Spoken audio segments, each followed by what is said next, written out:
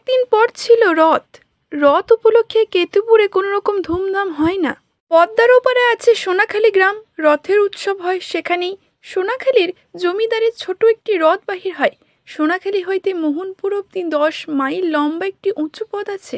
বর্ষাকালে এই পথটি এই অঞ্চলে জলের নিচে ডুবিয়া যায় না। পথটির নাম 6 কোষের পথ। নামের মধ্যে পথটি 1 ক্রোশ দৈর্ঘ্য কেমন করিয়া বাড়িয়া গিয়াছে বলা যায় না। সোনাখালির জমিদারের রথ এই পথ ধরিয়া 8 মাইলখানে গিয়া অন্য বাবার মাঠের এক পাশে থামিয়া থাকে 7 দিন। তারপর উল্টো রথের দিন আবার রওনা হয় জমিদার বাড়ির দিকে। স্থানটির অন্য বাবার মাঠ নাম হওয়ার একটি ইতিহাস আছে। কয়েকদিন আগে বা বলা বাহুল্য প্রায় অনেক দিনই আগে এ অঞ্চলে একবার ভয়ানক দুর্ভিক্ষ হয়। সে সময় কোথা হইতে এক সন্ন্যাসী আসে এই মাঠে আস্তানা গাড়েন এবং একটি বিরাট অন্নসত্র খুলিয়া দেন। শোনা যায় এমনই আশ্চর্য ছিল মানুষের ওপর কাহারও বা প্রভাব। সে সামনে দাঁড়াইয়া চোখে চোখে চাহিয়া তিনি হুকুম দিতেন, আর বড় বড় জমিদার মহাজনেরা মনে মনে চাল ডাল পাঠাইয়া দিত এই মাঠে। নিজের বলতে সন্ন্যাসীরা কানাকড়িও সম্বল ছিল না। শত শত ভদ্র গৃহস্থ নিজেরাই কোমর বাঁধিয়া তাহা রান্না করিয়া দুর্ভিক্ষ পীড়িত নরনারীদের বিতরণ করিত অন্ন। ব্যাপারটা যে ঠিক এই রকমই ঘটিয়াছিল তার কোনো প্রমাণ এখনো আর নাই। যে বড় বড় উনানে সেই বিরাট ক্ষুধা চোখের আগুন জ্বলিত, আজ তাহার একটু কালের দাগ পর্যন্ত কোথাও খুঁজিয়া পাইয়া যাইবে না। রথের দিন এই মাঠে প্রকাণ্ড মেলা বসে। উল্টো রথ পর্যন্ত স্থায়ী হয়। পদ্মা আগে তফাতে ছিল, এখন এত কাছে সরিয়ে আসিয়াছে যে মেলার একটা প্রান্ত প্রায় নদী দিয়ে আসিয়া ঠেকে। স্থলপথ ও জলপথে দল বাঁধিয়া আসিয়া মানুষ মেলায় ভিড় বাড়ায়। ভিড় বেশি হয় প্রথম এবং শেষ দিন। মাঝখানের কদিন মেলা একটু ঝিমাইয়া যায়। গ্রামবাসীর প্রয়োজনীয় শখের পণ্য সমস্তই মেলায় আমদানি হয়। এমনকি শহরের নারীন পণ্যের আবির্ভাবও ঘটিয়া থাকে। কাপড়ের দোকান, মনোহারীর দোকান, মাটির খেলনার দোকান, খাবারের দোকান, দোকানের কত কত রকমের সংখ্যা নাই।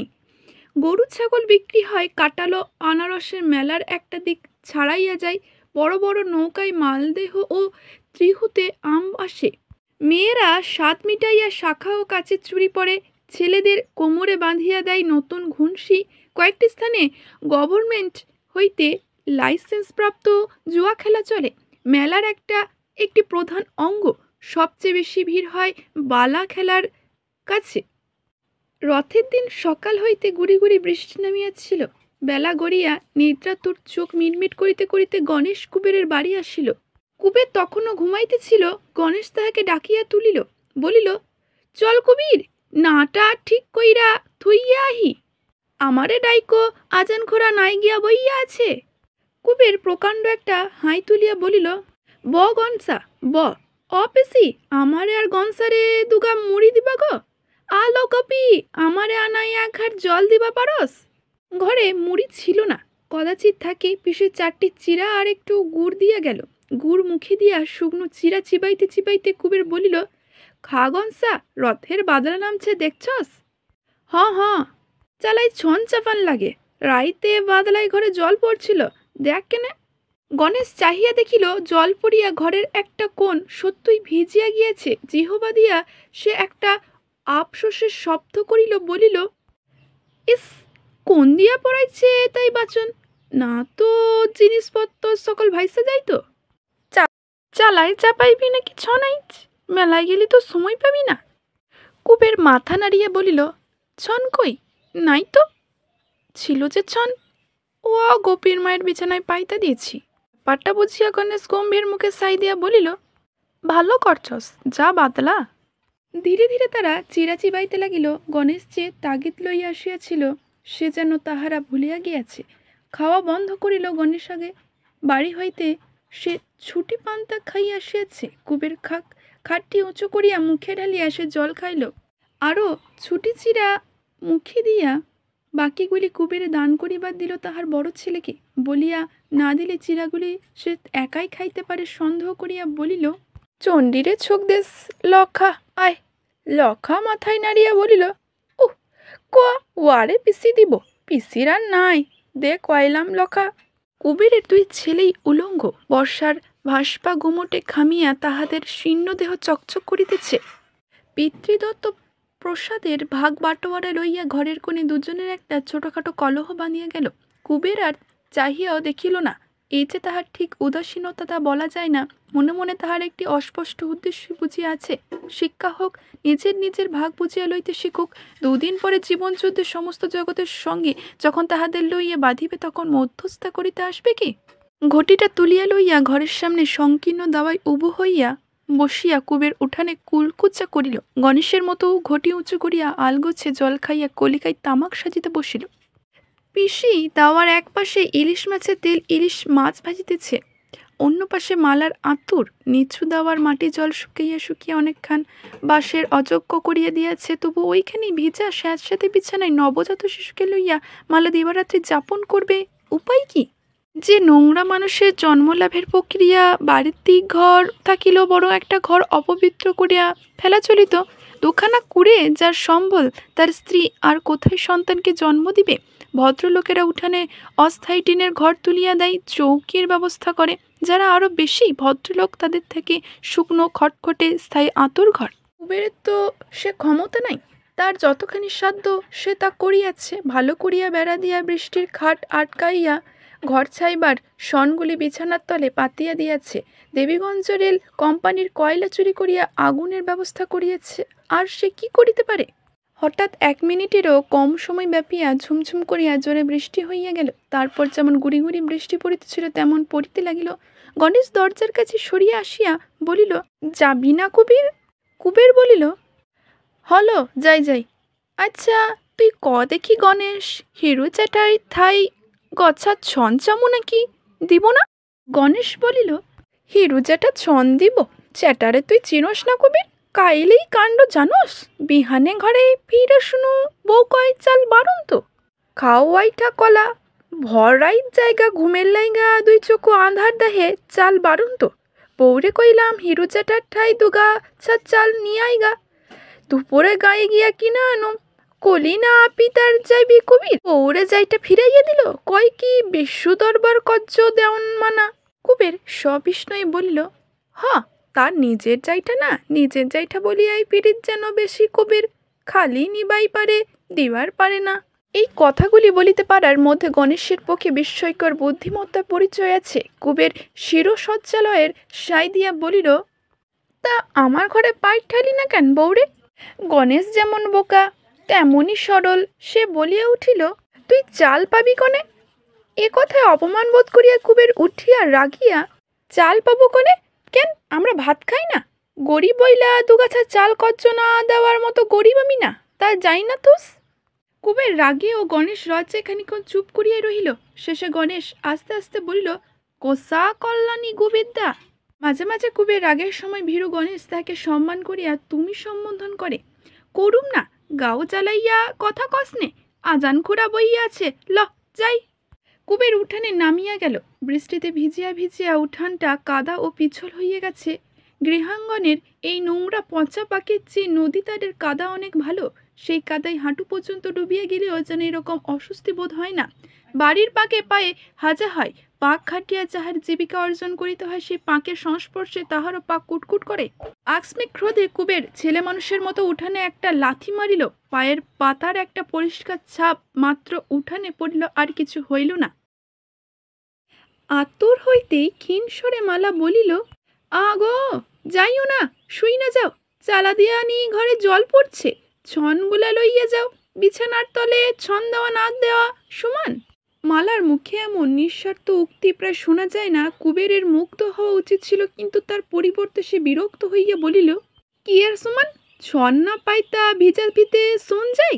রঙ্গ কইরা কাম নাই, চুপ মাইয়া শুইয়া থাক। চালার লাইগা ছন লাগে আইয়া দিমু। হোসেন মিয়া না কইয়াছিল খড় দিব? হোসেন মিয়া কলকাতা গিয়াছে। মালা আফসোস করিয়া বলিল, কবে গেল? আগে নিয়ে একবার কয়লা। 1 পয়হার 2 আইনবার। কয়তাম কলকাতায় পয়হার 10 খান পাওয়া যায়। কলকাতা হইতে মালা 1 পয়সায় ছুঁচ জানিতে দিত শুনিয়া কেউ হাসিল না। পিসি বরং মালার কথা সাই দিয়া কি যেন বলিল, ঠিক বোঝা গেল না। জবাব দিবার সময় প্রয়োজন ছিল না। কুবেরের পায়ের আঙুলের ফাঁকে হাজার খায়ে বিষাক্ত পাক কামড়াইয়াতে ছিল। সে নীরবে বাহির হইয়া গেল। নদী তীরে নৌকা তাহাদের কাজ ছিল।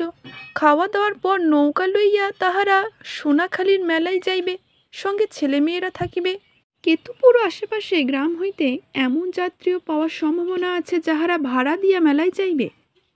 নৌকাটা একটু সাপ করিয়া একটা অস্থায়ী হোগলার ছয় খাটাইয়া দেওয়া দরকার। নৌকার ছোট পালটি মেরামত করিবার জন্য নামানো হইয়াছিল, বাঁশের মাস্তুল সেটিও আবার ঠিক করিয়া খাটাইতে হইবে। বর্ষাকালে বাতাসে প্রায় সোনাখালীর দিকেই বহিতে থাকে। কুমট করিয়া সামান্য বাতাস যদি ওঠে, পাল তুলিয়া মেলায় পৌঁছতে আজ 1 ঘণ্টা সময়ও লাগিয়াবে না। নদীর ধারে পৌঁছিয়া তাহারা দেখিতে পাইল ছাতি মাথায় দিয়া হোসেন মিয়া দাঁড়াইয়া আছে।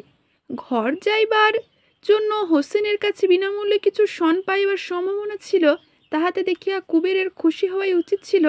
তবু লোকটার আবির্ভাব চিরদিন যে দুর্যয় আশঙ্কা তাহাকে অসন্তুষ্টি বোধ করায়, আজও সে আশঙ্কায় হঠাৎ তাহাকে দাঁড় করাইয়া দিল।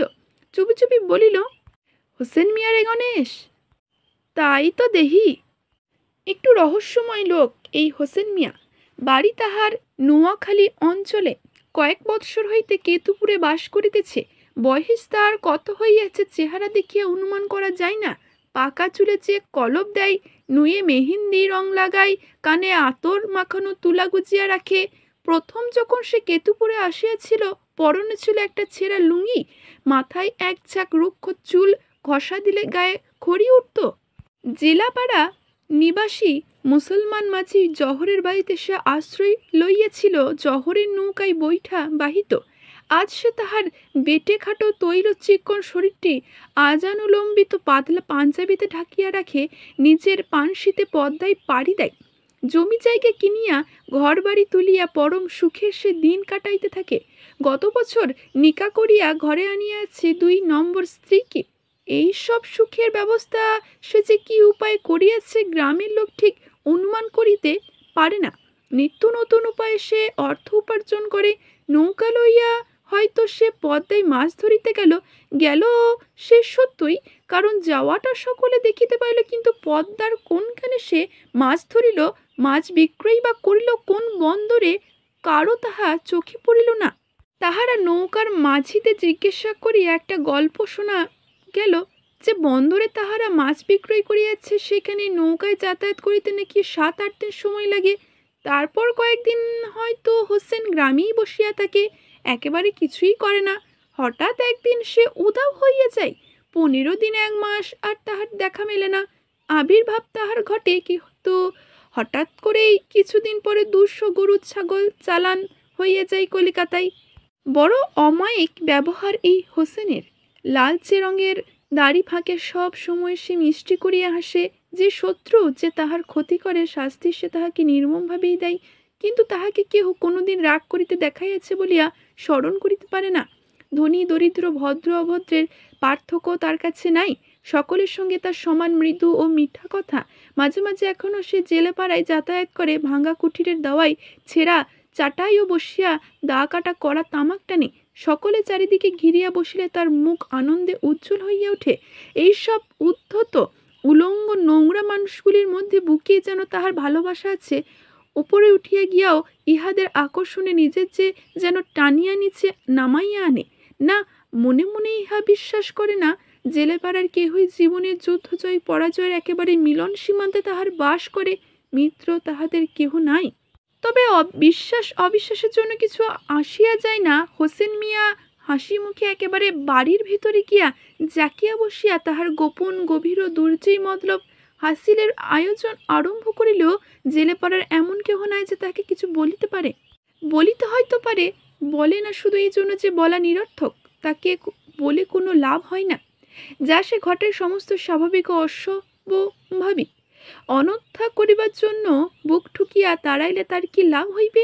তার চেয়ে বর্ষাকালে ঘরের ফুটা চাল যদি একটু মেরামত হয়, উপবাসের সময় বিনা সুদে যদি কিছু কজ্জ মেলে, তাই ঢের ভালো। হোসেন মিয়ার গোপন মতলবে 2-1টার খবর যে জেলেপাড়ার লোকেরা রাখে না তা নয়। জেলেপাড়া 3টি পরিবার উধাও হইয়া গিয়াছে। হোসেন মিয়া যে ছেলে বুড়ো স্ত্রী পুরুষ নির্বিশেষে এক একটা সমগ্র পরিবারকে কোথায় রেখে আসিত, প্রথমে কেহ তাহা টের পায় নাই, পরে জানা গিয়েছিল নোয়াখালীর ওইদিকে সমুদ্রের মধ্যে ছোট একটি দ্বীপে প্রজা বসাইয়া যে জমিদারি পতন করিয়াছে, সে দ্বীপ নাকি গভীর জঙ্গলে আবৃত, শহর নাই, গ্রাম নাই, মানুষের বসতি নাই, শুধু আছে বন্য পশু এবং অসংখ্য পাখি। কেতুপুরের জেলেপাড়ার 3 ঘর মাঝিকে যে সে আদিম অসভ্য যুগের ভাষায় পরিণত করিয়াছে, তাতে জেলেপাড়ার কারো অজানা নয়। তবু জানা না জানা তাহার পক্ষে সমান। মাথা নিচু করিয়া তাহারা হোসেন মিয়ার দেওয়া উপহার গ্রহণ করিবে।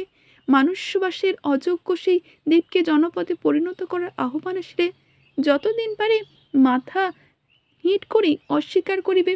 যেদিন পারবে না সেদিন স্ত্রী পুত্রের হাত ধরিয়া নিঃশব্দে হোসেন মিয়ার নৌকায় গিয়া উঠিবে। তাই মনে মনে লোকটাকে ভয় করিল। কাছে গিয়া কুবের বলিল, ছালাম মিয়া ভাই। হোসেন বলিল, ছালাম, কেমন ছিলাম আছি? কহিল, মালুম হয়, জ্বরে ভুগলাম। কলকাতা থেকে আইলেন কয়বে? আইজি আইলাম। আরে গণেশ ভাই, খবর কি? মেলায় যাবা না? গণেশ ঢোক গিলিয়া বলিল, জামু মিয়া ভাই, মেলায় জামু তো। পোলাপানেরা মেলায় যাওনের লাইগা খাইপা আছে, না গেলে চলবো কেনে?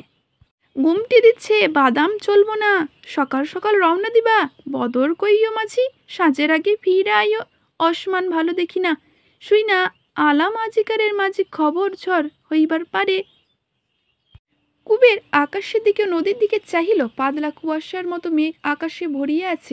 নদীর অপর তীর চোখ পড়ে না। নদীর মাঝখানে নৌকা পর্যন্ত অস্পষ্ট। আরও একটি স্পষ্টতর নৌকার দিকে তাকিয়া কুবের সংক্ষেপে প্রশ্ন করিল, যামুনা মেলায়? বারণ করেন নাকি মিয়া ভাই? হোসেন বলিল, যাবা না কেনে? ডর কিসের? আসমান দেইখা রওনা দিবা, আসমান দেইখা ফিরবা। বাদলা দিনের ঝড় জানান দিয়া আহে। সাই দিয়া কুবেরের নৌকায় উঠিল। মুসলমান মাঝির 2টি নৌকা ইতিমধ্যে মেলায় যাওয়ার জন্য প্রস্তুত হইয়াছিল। 2টি নৌকায় একসঙ্গে ছাড়িয়া গেল। নদীর জল তুলিয়া নৌকায় ধুইতে ধুইতে কুবের এক সময় চাইয়া দেখিল হোসেন চলিয়া গিয়াছে। চালার জন্য অবিলম্বে প্রয়োজনীয় সনের কথাটা এতক্ষণে তাহার মনে পড়িয়াছে। হোসেনকে বলিয়া রাখিলে ভালো হইত। লোকটা এই আছে এই নাই। সনের জন্য কাল সকালে হয়তো ওর বাড়ি গিয়া শুনবে রাতারাতি ওর ঢাকায় পাড়ি দিয়াছে। কবে ফিরবে কে তাহা জানে। হোগলার ছাউনিটা বাতায় সঙ্গে বাঁধিতে বাঁধিতে কুবের হঠাৎ সংকুচিত হইয়া বলিল, কে হাঁকেরে গনসা? বহুদূর নদীবক্ষে হইতে হাঁক আসিতেছে। মানব কণ্ঠের একটা না একটা ক্ষীণ আওয়াজ। 2 কানের পেছনে হাত দিয়া হাঁক শুনিয়া উঠিয়া দাঁড়াইয়া কুবের সাড়া দিয়া উঠিল, এক ধরনের ভাষা। পূর্ববঙ্গের মাঝি শ্রেণীর লোক ছাড়া এ ভাষা কেহ জানে না। এ ভাষার কথা নাই, আজ শুধু তরঙ্গই তো শব্দ। ধনঞ্জয় মন দিয়া শুনে নাই। সে জিজ্ঞাসা করিল, কেডারে, কি কয়? কুবের কহিল, আমাগর রামু। ধনঞ্জয় অবাক হইয়া গেল। বিন্দা মাছের পলা? কস কি কুবের, শুনছস কি ঠিক? রামুর গলা চিনি না খোড়া? অক্ষণি আইব দেখো। ধনঞ্জয়ের বিস্ময়ের কমিতে চাই না। বহুদূরে নৌকাটির দিকে চাহিয়া সে বলিল, রামু না হোসেন মিয়া দ্বীপে গেছিল? হ হ, আইল কিবা? কুবের বিরক্ত হইয়া উঠিল। সে কহিল, কিবা কুমুক খুড়া, আহুক জিগাইও। হোসেন মিয়া ছাইরা দিবার পারে, ও নিজে পালাইয়া আইবার পারে না, জিগাইয়া কি কখনো যাই বলো? খানিক পরে আবার হাঁক আসিল, এবার স্পষ্ট। হাঁকের আওয়াজে যে একটি উৎসুক স্বর ছিল 3 জনের কানে তাহা ধরা পড়িল। গণেশ কুবেরের মুখের দিকে চাহিয়া কি বলিতে হাঁক করিয়া কিছুই বলিল না। হাঁকের জবাব দিবার জন্য কুবের সুদীর্ঘ শ্বাস গ্রহণ করিল। কিছুক্ষণ পরে একটা জীর্ণ পুরাতন নৌকা আসিয়া ভিড়ল পাশে। 2 জন অচেনা মাঝি নৌকা বাহির আসিতেছে। ভিন গায়ের নৌকা। নৌকার খোলটা কাটলে এমনভাবেই বোঝাই করা হইয়াছে যে নৌকার প্রান্তভাগ জলের ওপর কয়েক ইঞ্চি মাত্র ভাসিয়াছে। ওপরে কোনো রকম আবরণ নাই। গুড়ি গুড়ি বৃষ্টির মাঝে 2 জন এবং রামু 3 জনই ভিজিয়া গিয়াছে। তারা দিয়া রামুকে নৌকায় নামাইয়া দিয়া মাঝি 2 জন বোধ হয় বিড়বিড় করিয়া তাহাকে গাল দিতে দিতেই তৎক্ষণাৎ আবার ঠেলা দিয়া নৌকার মুখ ফিরিয়া বৈঠা ধরিল। পদ্মা নদীর চিরন্তন রীতি অনুসারে কুবের জিজ্ঞাসা করিল, কোন গাঁও থাইকা আইলাম আছি, যাইবা কয়নে? জবাব দিবার রীতি মতো সেটা চিরন্তনই ছিল। তাহারা সক্রোধে বলিল, সুলপি থাইকা আইলাম, যাব মেলায়। নৌকায় পা দিয়া রামু খানিক্ষণ আড়ষ্ট হইয়া দাঁড়াইয়া রহিল। তারপর কুবেরকে জড়াইয়া ধরিয়া গদগদ কণ্ঠে বলিল, আমি আলাম গো কুবির দা। কন থাইকা আইলি রামু? কয় কুবিরদা কয়, তোমাগো দেখা মুখে রাউ সরে না, কতকাল পরে ফিরা আইলাম। কুবের ও গণেশ তাহার চোখে জল দেখিতে পাইল। ধনঞ্জন পড়িয়াছিল তাহার পেছনে, সে উপস্থিত থাকিতে রামু যে আসিয়া পৌঁছিয়াছে, কুবেরকে জড়াইয়া ধরিয়া আহ্লাদে ডগমগ হইয়া উঠিয়াছে। মনে মনে ঈর্ষাতুর ও অসন্তুষ্ট হইয়া উঠিয়াছে সে। তাহা গোপন করিয়া শান্ত উদাসভাবে কুবের রামুকে বলিল, বয় রে রামু বয়। কুবেরকে ছাড়িয়া রামু হোগলার নিচে নৌকার আধ ভেজা পাটতনের ওপর বসিয়া পড়িল। হাতের উল্টা পিঠে চোখ মুজিয়া পরনে জীর্ণ বসনে বসিয়া হাতে লাগা অশ্রু পুছিয়া ফেলিল। 3 জোড়া চোখ চাহিয়া রহিল তাহার শীর্ণ কঙ্কালসার দেহটির দিকে। 3 বছর আগে হোসেন মিয়ার সঙ্গে সপরিবারে সে গেছিল ময়না দ্বীপের উদ্দেশ্যে। দেহ তখন তাহার অবশ্য বিশেষ পরিপুষ্ট ছিল না, কিন্তু এমনভাবে ভাঙিয়া সে পড়ে নাই। রামুর মাথায় বড় বড় চুল জট বাঁধিয়া গিয়াছে, সর্বাঙ্গে অনেকগুলি ফতের চিহ্ন, কয়েকটা ঘা এখনো ভালো করিয়া শুকাই নাই। 2টি পাই তাহার হাঁটুর কাছে হইতে গোড়ালি পর্যন্ত ফোলা। গায়ের চামড়া যেন তাহার আলগা হইয়া শুকাইয়াছে, শক্ত ও কালো হইয়া উঠিয়াছে। এখন বৃষ্টির জলে ভিজিয়া জুতার চামড়ার মতো স্যাঁতস্যাঁতে দেখাইতেছে। একটু আগে হইতে এত জোরে ডাক দেওয়ার শক্তি সে কোথা থেকে পাইয়াছিল ভাবিয়া কবির অবাক হইয়া রহিল। রামু ঝিমাইয়া পড়িতেছিল। ধনঞ্জয় জিজ্ঞাসা করিল, ময়নাদ্বীপ থাইকা আলি না রামু? হ। পলাইয়া আইছস? হ, বৈশাখ মাসে। বৈশাখ মাসে এতকাল কই ছিলি তুই? নিওয়াখালী ছিলাম, বিশু দরবারে আইলাম। সুলপি কমুনে আজান খুড়া সজ্ঞ কম, অখনে ক্ষুদাই মরি। ক কুবিরদা, কিছু নি দিবার পারো? সকলের চোখে অপার বিস্ময়। 3 বছর আগে সকলে যাহাকে মৃত্যু মুখে সপিয়া দিয়েছিল, প্রায় 3 বছর যাহাকে সকলে একরকম ভুলিয়াই ছিল, হঠাৎ সে আবার আসিল কোথা থেকে? রামুর মামা 80 বছরের বুড়া প্রীতম মাঝিও দেহ লইয়া লাঠিতে ভর দিয়া আসিয়া পড়িল। চিনিতে পারিয়া ভাবাবেগে হাত হইতে লাঠিটা খসিয়া যাওয়ায় হঠাৎ ভাগ্নের গায়ের ওপরেই হুমড়ি খাইয়া পড়িয়া সে উঠিল কাঁদিয়া। হুমড়ি খাইয়া পড়িবার আঘাতে নয়, কাঁদিয়া উঠিল সে এই বলিয়া যে রামু একা ফিরিয়া আসিল, আর সকলে কই? যে অনাহারে পীড়নে রামু একদিন সপরিবারে ঘর ছাড়া হইয়াছিল, 2 মুঠা চাল দিয়া প্রীতম তাহার লাঘব করিবার কোনো চেষ্টাই করে নাই। তাই বলিয়া তার এই কান্না যে অশোভন হইল তা নয়। সেই 2 দিনে মামার আর স্বাভাবিক উদাসীনতার স্মৃতি সে মধ্যে পুষিয়া উঠিল। প্রীতমের কান্না শুনিয়া সেও হঠাৎ রুগড়িয়া কাঁদিয়া উঠিল। আমি একা ফিরা আইলাম গো মামা, সবটারে গাঙ্গের জলে ভাসাইয়া দিয়ে আমি একা ফিরা আইলাম। কস কি রামু, সব কটা গেছে? রামু সাই দিয়া বলিল, সব গেছে মামা, আমার কেউ নাই। কেউ নাই? 1 স্ত্রী, 2 পুত্র, 1 কন্যা। এখনই এই 4 জনকে সঙ্গে লইয়া সে নিরুদ্দেশ যাত্রা করিয়াছিল হোসেন মিয়ার জলৌলঙ্গা কীর্ণ ময়না দ্বীপের উপদেশের। একে একে 4 জনে মৃত্যুর দেশে নিরুদ্দেশ হইয়া গিয়েছে। যে জীবিত অবস্থায় ফিরিয়া আসিয়াছে, এটাই আশ্চর্য। তবুও বিশ্বাস হইতে চাই না যে সে সত্য সত্যই ফিরিয়া আসিয়াছে। ধনঞ্জয়ের বউ বুতির মা একটি কালাই করা পাত্রে খানিকটা ঘোল আনিয়া দেয়। রাজু চোখের পলকে এক নিঃশ্বাসে তাহা গিলিয়া ফেলে।